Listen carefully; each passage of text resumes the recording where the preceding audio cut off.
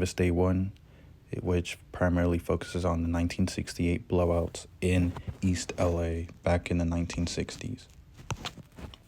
So this was a segregated Mexican American community that had a population of approximately 100 plus thousand. So about 10-15% of that were enrolled in the public school system in East LA. Education was seen as a way to break the barrier of upwards mobility. Second generation Mexican Americans were graduating at an alarming rate, and this is a bad thing because only a quarter of them were graduating high school. The video in the beginning also referred to the not as the dropout rate, but rather as the push out rate in 60s East LA. Graduating high school students that were Mexican American in East LA also had a chance of being unemployed at twice the national average rate. Mexicans that did graduate only garnered 66% of what the average LA resident gained through the same wages. Kids were being bullied and feeling ashamed for not being quote-unquote American enough or not assimilating into the culture that white Americans thought they should. All of these were clear signs of prejudicial practices on Mexican Americans. They also punished Mexican kids for speaking Spanish in school and admonished them for their Spanish heritage whenever they possibly could. Kids were separated on a stereotyped set in the curriculum. For example, kids were sent into housekeeping and vocational trade classes such as mechanicking.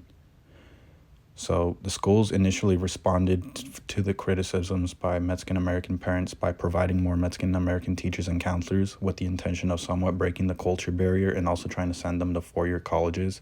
But however, this just led to growing tensions and frustrations with school districts, and this eventually led to the walkouts. So the first form of protest that they tried was going out to the streets and just having chants of, let's say, Chicano power or we want change. And this happened all around outside the classrooms and around the campuses of the 16 affected districts. So approximately 10,000 students were directly involved in the walkouts. School districts try to place the blame initially on the quote-unquote extremist group Brown Berets, but it was actually done by the students on their own decision making. Students openly spoke their minds when they protested out in the street. Some members of the school district argued that they were incompetent and they weren't perfect, so therefore they couldn't do everything that they could. However, Mexican Americans eventually needed to garner the support of a public official, so they tried with Bobby Kennedy, and he was in full support of the walkouts. The community also wanted to prove that it took mass involvement for the school districts to relieve the situation. So members of the school board changed the curriculum to improve the situation in July of 1968. However, at the same time, they were in conjunction with the LAPD to arrest 12 of the walkout leaders to try and terrorize and take away the Mexican Americans' motivation to keep fighting for their rights for an equally accessible education. Discussions with the LA school boards were made, and they eventually went to court, and a resolution came to pass. And the head of one of those 12 arrested, Sal Castro, his case was eventually thrown out on appeal because of the First Amendment argument and rights exercised.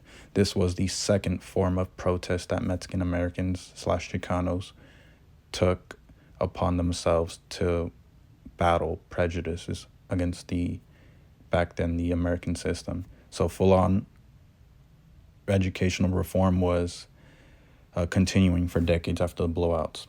So one example for the Chicanas that used to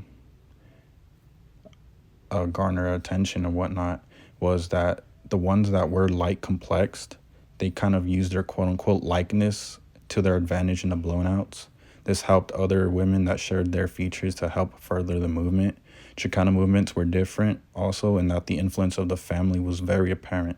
They took a very hands-on approach in how they helped organize the walkouts.